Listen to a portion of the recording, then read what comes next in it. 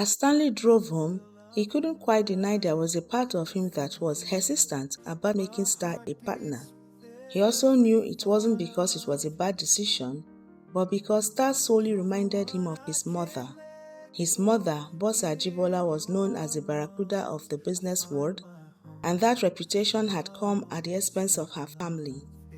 So whenever he saw women who were highly ambitious, especially if that woman was not showing any interest in building a family, it irked him. Did this make him a sexist? He did not care, because he knew out of experience what it was like to be an option to your own mother.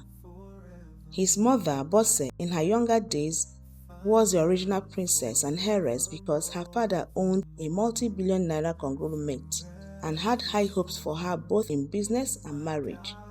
Unfortunately, his mother had met and fallen in love with an Ijaw man who had nothing but big dreams. Her father, of course, had done everything in his power to tear them apart, calling his daughter's love interest that Ogugro man till date. His mother had gone ahead and married her Ijaw man, and for some time they were happy. His father, John Dagogo Silver, had gotten a good job with a very good construction company, being a civil engineer. He had dreams of building roads, dams, and bridges. He said it was his calling in life, while his mother continued to work for her father. After 5 years of working with a construction company, his father wanted to resign and do what he truly wanted to do, own his own construction company so he could build infrastructures without cutting corners.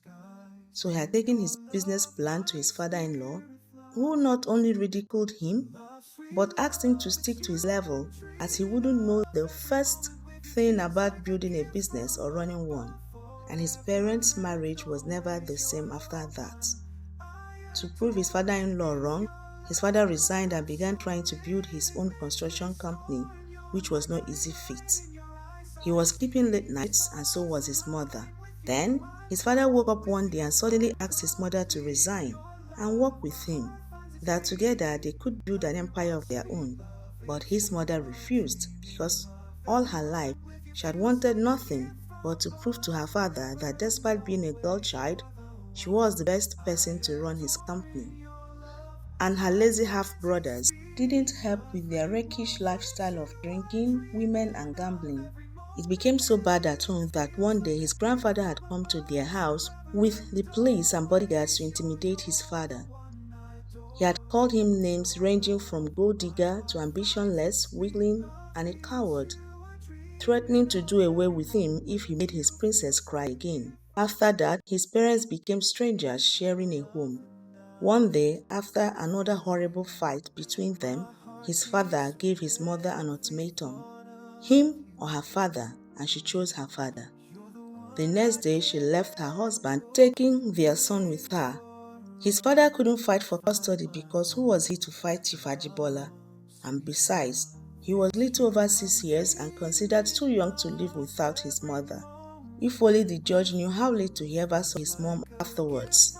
She was always working, almost forgetting she had a son. Luckily for him, his next-door neighbor turned out to be the Okohas, and a friendship was formed, not just between him and the Okoha children, but between their parents too. Rose suggested to his mother that she could leave him with her whenever she worked late. That was how he ended up being raised by Rose. And that Ogogro man, according to his grandfather, became a huge success, going ahead to become a self-made billionaire, built a very reputable construction company that had gained so much recognition in sub-Saharan Africa, and he never missed a birthday or an important day in his life.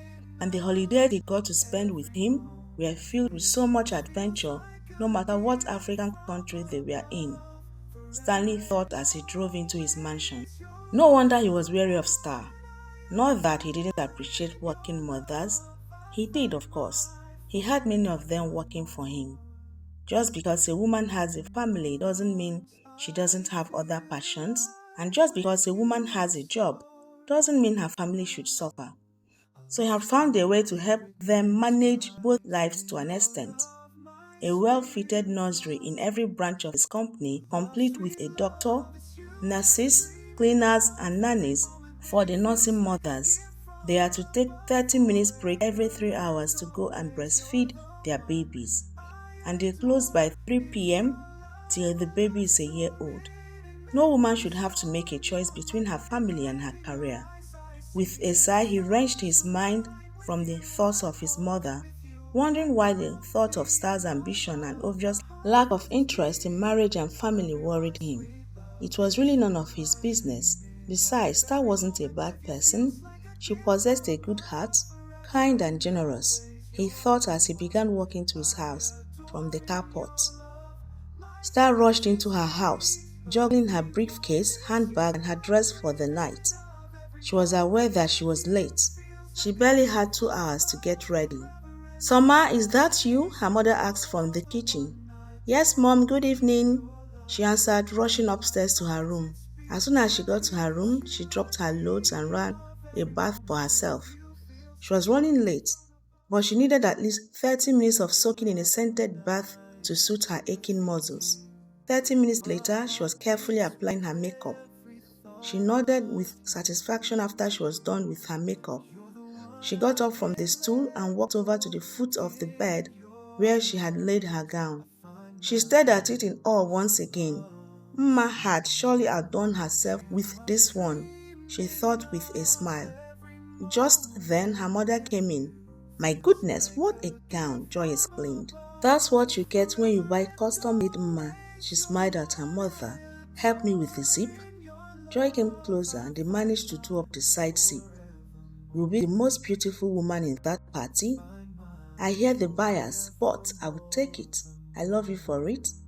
She picked up the hair she had managed to get done in the salon before coming home. "What do you think? Up or down?" "Down. Down gives you that enchanting mermaid appearance. Down it is. The only thing missing is a date. Some fine man to hang on your hands." Joy smiled. Star laughed. "I don't need a man to shine, Mom. There is a reason people call me Star." She picked up her black sequenced purse. "I will call a cab. Parking will be a nightmare tonight. And don't wait up. These things usually run late." "If there is any consolation, you will take his breath away," Joy interjected as she was about to leave the front door. "Who?" "Stanley. Who else?" This is a you he has never seen before. Mom, stop. You already ruined my day. Why are you trying to ruin my night? Besides, this is not the first time he will see me dressed up for the evening. Sorry to burst your bubbles. She smiled sweetly. Star arrived at the party and took a deep breath as she stood at the landing of the stairs, watching the people mingling below, all in twinkling attires and shining ornaments. She looked around for familiar faces, and then she saw Mark and Helen standing together, both looking beautiful in their gowns. Helen was wearing an empire waist evening gown, possibly in an effort to hide her slight baby bump. Seeing them, she began the descent of the stairs. She had to concentrate on her walk so she wouldn't trip. But no one looking, and there were several looking, could tell by the easy way she took the stairs that she was being careful. He had always known that Star was one seriously beautiful woman, and he could say that because he had seen her in makeup and without makeup, but tonight, like a cross between a fairy tale princess and a vixen, he let out his breath and wondered again, like Uche did before, why no man had wifed her up yet. And then he concluded yet again that it took more than beauty and business acumen to keep a happy home. Then suddenly he wondered why he had never thought of her in a romantic way. She was beautiful, classy, and a good person, loyal to a fault to the people she loved. Wasn't that the qualities one should look at for in a partner? He asked himself. He shrugged and tore his eyes from her before people would notice him staring like a besotted teenager. Star wasn't his type. He preferred women who were not as myopic as she was when it came to their careers. He preferred women, though smart and ambitious, still understood that their husbands and children came first. And by all indication, Star was too single-minded when it came to her job to be otherwise. And again, he wasn't all too sure that she didn't date Uche and Chuck. There was a lot of underlying currents between them back in the days. He heaved a sigh and tried to get a grip on his thoughts. First of all, Star would not appreciate his thoughts. They were friends, and she had never shown any kind of interest in him other than that. He was getting ahead of himself, thinking she was there for the taking. Then he turned away from her as if it would help him root her out of his mind. And then he saw Betty, and all that warm feelings from moments before were suddenly gone, and he felt like someone threw a bucket of ice water on him. He grimaced slightly as she smiled and waved at him. He smiled and nodded, looking for the nearest escape. Star walked over to Umma and Helen with a happy smile. "My goodness, you look breathtaking." "That gown is out of this world," Helen smiled. "I feel like a princess in it, all thanks to you, Umma." "You are welcome. It helps when we have women as beautiful as you to wear them." Star smiled warmly, a little shy. "Where is everybody?" "Everybody is here, just scattered at the moment. Last I saw Stanley, he was avoiding Chief Abimbola." Helen laughed. "I thought it was a sealed deal. He has been going on dates with Betty." "How was it that everywhere she went, people were hell-bent on discussing Stanley? Did you always mention him in conversations this often, or was she just taking notice?" Because somehow she had gone insane because of her mother's ideas. She tried to pay attention as Umma began speaking again. "Those two don't match. As much as he and his daughter desperately want and push for it, Stanley knows this and is doing his best to avoid them." "One solid no will do the job," Star interjected quickly, perhaps too quickly, but realizing as the other women looked at her sharply. To cover up, she smiled. "I mean, he could actually speak to her and tell her how he feels." "Oh well, he has already said as much to the girl, being as straightforward as he could. But her father is a different ballgame, coming under the guise of business." "Hey beauties," Uche said behind them, coming to stand beside his wife. "What a dress."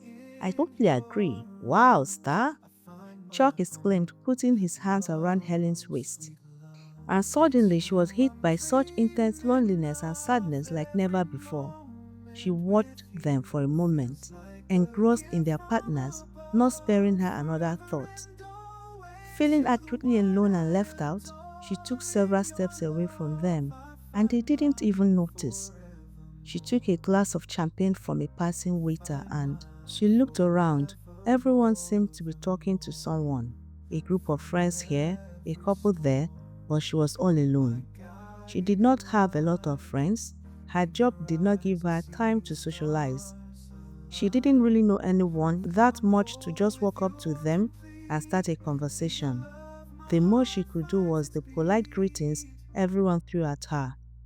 She heaved a sigh and told herself to get a grip. It was no one's fault but hers that she was alone.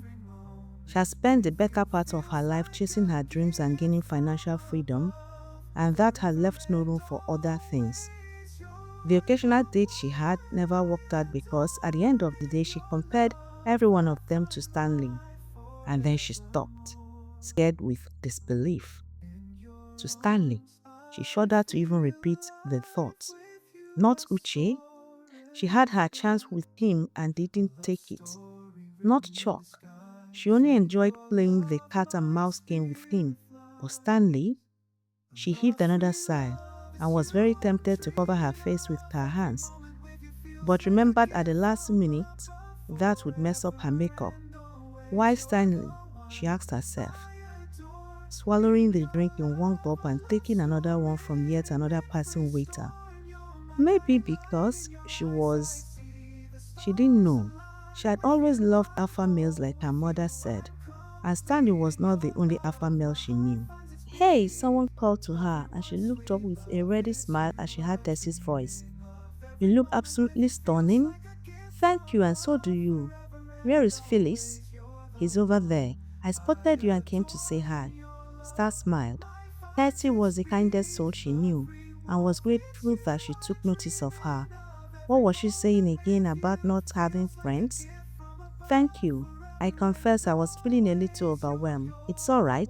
I can assure you not more than Stanley over there, surrounded by eager women." Tessie laughed, oblivious to the battle that had been raging in her mind. And her heart did a double take at the mention of his name yet again. Was the heavens trying to tell her something? She thought as her eyes followed Tessie's gaze, and truly there was the fire in her heart. Standing tall and handsome in the midst of desperate women smiling and nodding to whatever they were saying. He looked like he was in his element standing there. He seemed to be enjoying himself. Tessie laughed. Oh, he's coming this way. It's like it has finally dawned on all the women he is the last man standing. Star smiled at that. Indeed, was all she could manage to say, because she was aware of every step he took as he walked towards them. He looked very dashing. He couldn't walk across the room without being stopped by one besotted girl or the other. Star sighed with irritation, and then something she could not fathom as her eyes ate up every inch of his lean muscle from head to toe. Stop it, she tried to get a hold on herself, but failed woefully. Hello, ladies, Stanley said with that sexy smile of his. Mr. Handsome himself, Tessie teased. If not that I respect your husband too much, I would have whisked you away in a fashion you would never resist. Tessie laughed. Don't waste your time on me. Look at Star, all single, breathtaking and free for your whisking. Star was shocked, speechless. She knew Tessie meant no harm, but her heart was not fortified enough to hear that kind of banter, and not somersault the way it was doing already, and she wasn't sure how she was supposed to respond to that. You look beautiful, he said to her quietly, with a smile dancing around his mouth. Thank you. You two off to the dance floor while I search for my husband? Tessie smiled, winking at Star. But before any one of them could respond, a high-pitched voice spoke behind them. Hello, Stan. They all turned to see Betty looking effortlessly beautiful in her couture dress. And for the first time in her entire life, Star knew what feeling inferior felt like. Hi, Betty. Star heard Stanley greet. He turned to them. These are my friends. He smiled. Tessie, who I'm begging to leave her husband. Tessie smiled easily at the girl. And you should know Star. Her beauty and reputation precedes her. The girl said a polite hello and turned all her attention to Stanley, purring like a cat. Would you do me the favor of dancing with me? Of course, Stanley said and followed her out. And just like that, he forgot that they were going to the dance floor as Tessie had directed them. Her face fell and her heart ached as she watched him walk away with her to the dance floor. In the still of the night, I think of you. My heart beats with every thought of you. You're the one I can't let go. In your arms I find my home. Love, sweet love, it's you I'm dreaming